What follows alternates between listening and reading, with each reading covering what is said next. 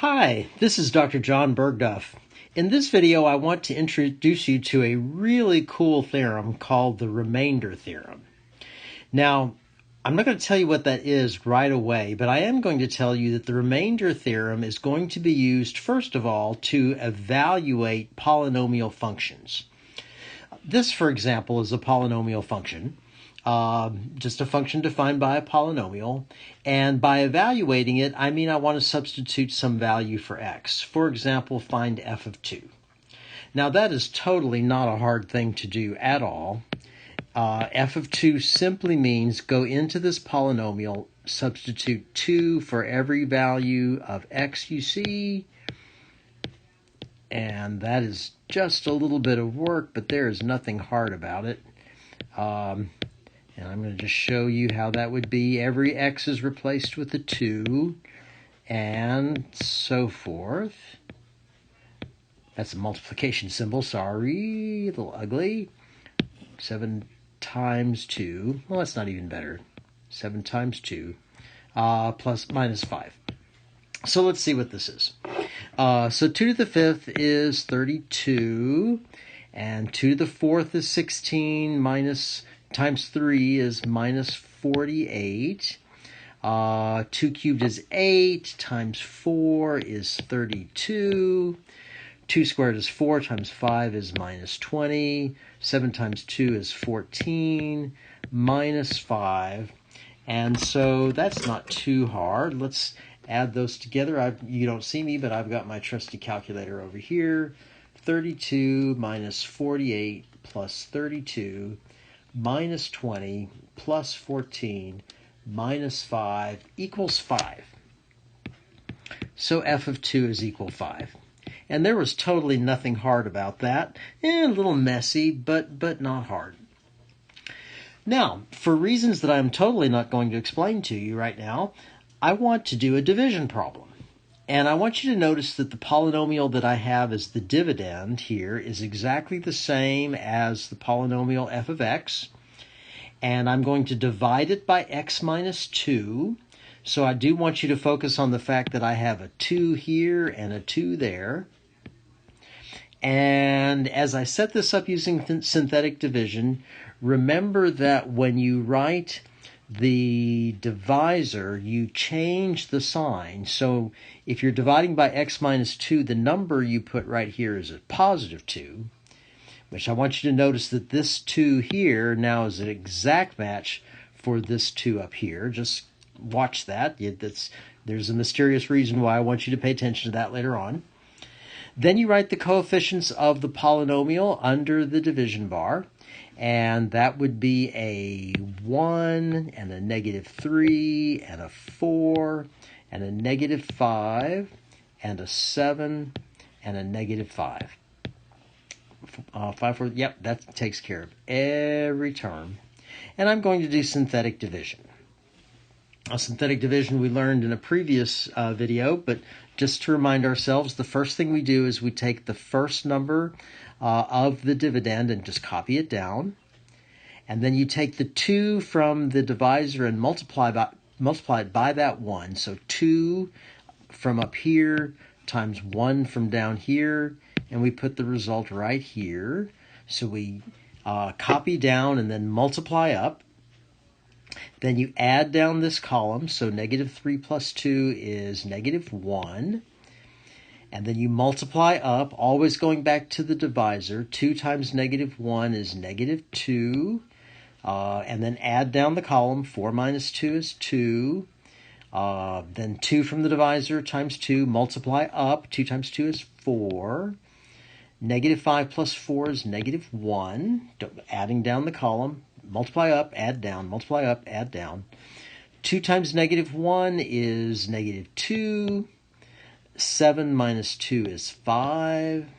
Adding down the column. Whoops, that happened too fast. 2 times 5 is 10.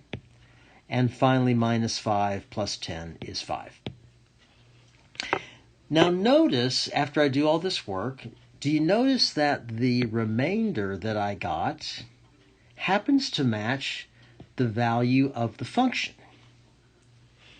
Now, Isn't that strange? Is that a coincidence? Is it black magic? Is it a miracle? Is there nothing to it at all? Who knows? Actually, it turns out there is a really big deal going on here, and it is called the Remainder Theorem, which I'm finally going to introduce to you. And it goes like this. If f is a polynomial function, and k is any complex number, now remember real numbers are complex numbers, so a number like 2 is a complex number, then f of k is equal to the remainder you get when f of x is divided by x minus k. So what we saw back here, according to this theorem at least, is not a coincidence. F of 2 was 5. The remainder we got when we divided by x minus 2 was also 5. So the remainder of the division is equal to the value of the function. That's the remainder theorem. Now, why on earth could that possibly work? Again, maybe it's black magic. Who knows? From a much earlier video, I want to remember a little friend we had called the Euclidean algorithm. And it says in its simplest forms, just casually in words, that when you're dividing two polynomials, the dividend, the polynomial you divide into, is equal to the divisor times the quotient plus the remainder. Now, let me look at a couple of things from the previous page, because this is going to prove to you why this works. So this is the polynomial we had before. It's f of x is equal to x to the fifth minus 3x to the fourth plus 4x cubed minus 5x squared plus 7x minus 5. This is the division we did. So this would be my dividend. And the dividend is just the same as the function that we looked at before. That's f of x. This is my divisor. This is my quotient. And we write the remainder over the divisor, so this is my remainder here. The Euclidean algorithm says that that result can be rewritten by saying the dividend is equal to the divisor times the quotient plus the remainder. Now, because the dividend happens to be the same as f of x, and I'm getting a little lazy, frankly, I'm not going to write out that dividend. I'm just going to call it f of x. And that's the dividend. The dividend is equal to the divisor. The divisor is x minus 2 times the quotient. That would be this long polynomial here, x to the fourth minus x cubed plus 2x squared minus x plus 5. So that's my quotient, plus the remainder. Now, why would we want to take a perfectly good polynomial and rewrite it using this Euclidean algorithm? Well, it's actually going to demonstrate how the remainder theorem works. Because on the previous page, what I was interested in knowing is what is f of 2. Now, if I have my polynomial rewritten in this form, look at what happens. If I put a 2 where this x is, that first binomial becomes a 0. 0 times anything is 0. So I really don't care what I get. I would plug in 2 for all these other values of x here, but you know what? I'm just going to get some stuff. I don't even care what it is. Plus 5. And the point that I'm making here is that since 2 minus 2 equals 0, all of this becomes simply 0, and your function value is just the remainder. So, going back to the remainder theorem, let's read it again. If f is a polynomial function and k is any complex number, then f of k is equal to the remainder you get when f of x is divided by x minus k. A really cool theorem. Now, it's not that hard to plug in a number into a polynomial. You saw it was a little bit messy. But I think I can convince you that in a lot of cases, doing synthetic division would be easier. I rewrote the remainder theorem here just so we can refer back to it. And here I have another example. This time I have a polynomial of degree 7, so it's a pretty long one, and I want to find f of negative 2. Rather than plugging in the negative 2, let's use the remainder theorem. So the remainder theorem says that this f of negative 2, let me stay color coordinated here, that the f of negative 2 is going to be the remainder when f of x is divided by x minus k. So that'd be x minus negative 2, or x plus 2. So I'm going to divide my big function, this big long polynomial, by x plus 2. But then I remember that when I divide by x plus 2, I change the sign again. So if you look at what happens when you set up the synthetic division, this negative 2 means you're dividing by x plus 2, but when you're dividing by x plus 2, you put in a negative 2. So to find the function value, you just simply match this. If you want f of negative 2, you put a negative 2. You're changing signs twice, what's happening there, but you're back to where you started. Now, that's what you're going to put here. Then you write the coefficients of the polynomial in here. Keep a close eye out if there's any missing terms. I deliberately put one in here. So 3x to the 7th, 2x to the 6th, minus 6x to the 5th, 5x to the 4th, 5x cubed, 4x squared. Do you notice there's no x term? I need to put a 0 in there. And then finally an 8. That's a biggie. But you know what? Synthetic division is going to be faster than doing all the arithmetic like negative 2 to the 7th power. Ugh, who wants to do that? So let's see how fast we can do this synthetic division. Copy the 3, multiply negative 2 times 3, and put the answer right here. That's negative 6. Add down the column. 2 minus 6 is 4. Whoops, not negative 4. Just 4. Oh, it is negative 4. Oh, my goodness. I guess I'm tired. Okay. Negative 2 times negative 4 is positive 8.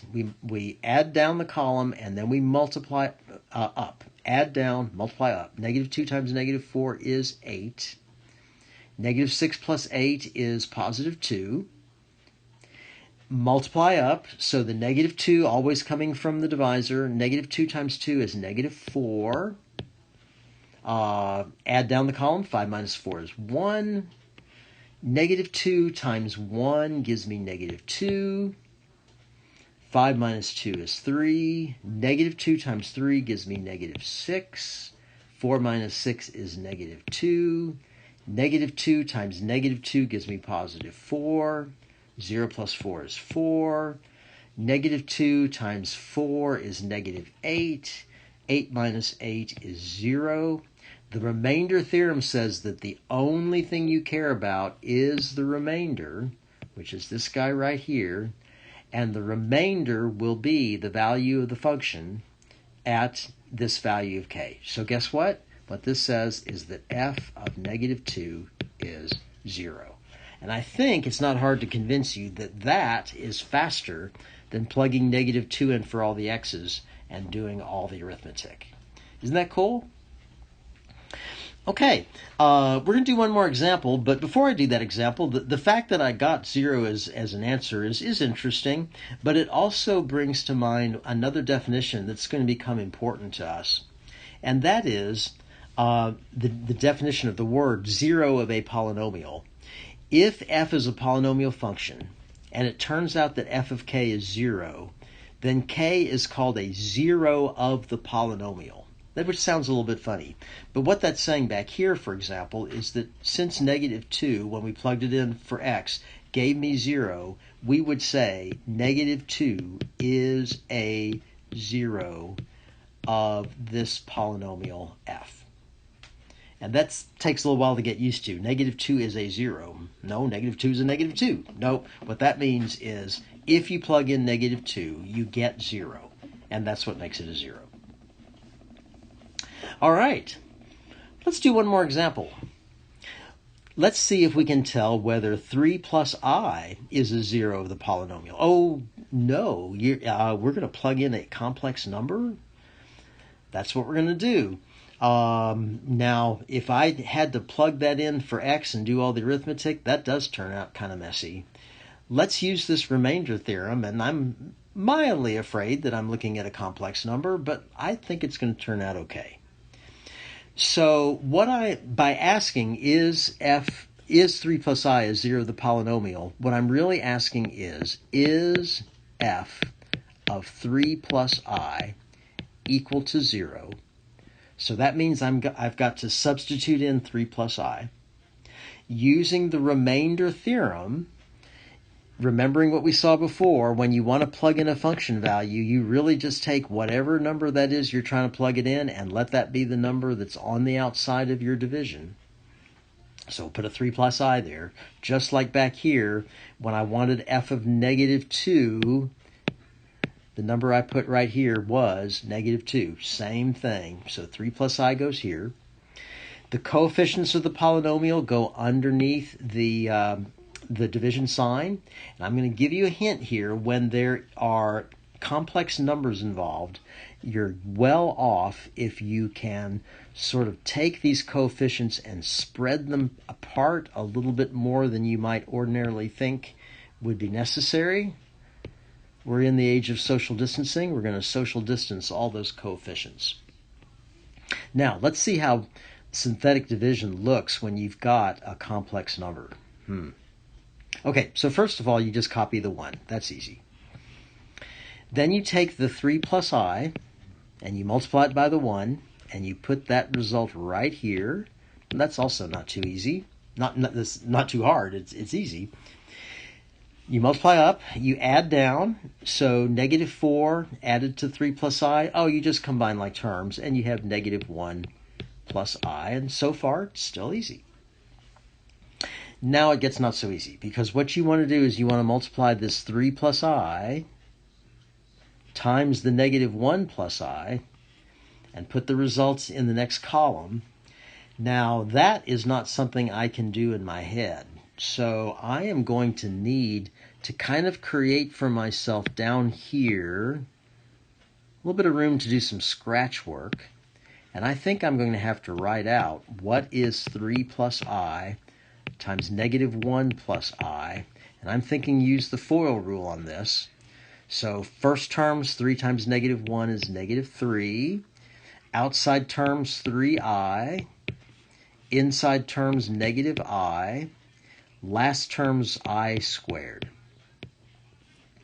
Remember that I squared is negative 1. So if you think about that, you have the negative 3 here minus 1. So that's going to give you a negative 4. And then combine terms on the I terms plus 2i. Like that. That was a little bit more work. I'll grant you that. But we multiplied to go up, and now we're going to add to go down. This is combining like terms. That's not so hard. So negative 2 plus negative 4 plus 2i, that would give me negative 6 plus 2i. And now I'll need to multiply my 3 plus I by negative 6 plus 2i, and I think I'm going to need some more scratch paper. So let me go to the next page to get some scratch paper. We need to multiply 3 plus I and negative 6 plus 2i. 3 plus I and negative 6 plus 2i. We'll go back once we figure out what this is. So first outside, inside, last will give you negative 18. That's the first product of the first terms. Outside terms gives you 6i. Inside terms gives you negative 6i. Oh, that's nice. That will add to 0. And then last terms, 2i squared. So yes, these terms add to 0. That's nice. Remembering that I squared is really negative 1, the calculation we'll have is actually negative 18 minus 2, which is negative 20. Okay, we needed this little scratch work. Now we're going to go back to my synthetic division and put the negative 20 right there. I can finish finally. 20 minus 20 is 0. That means that when I plugged in 3 plus I got 0, which yet means yes,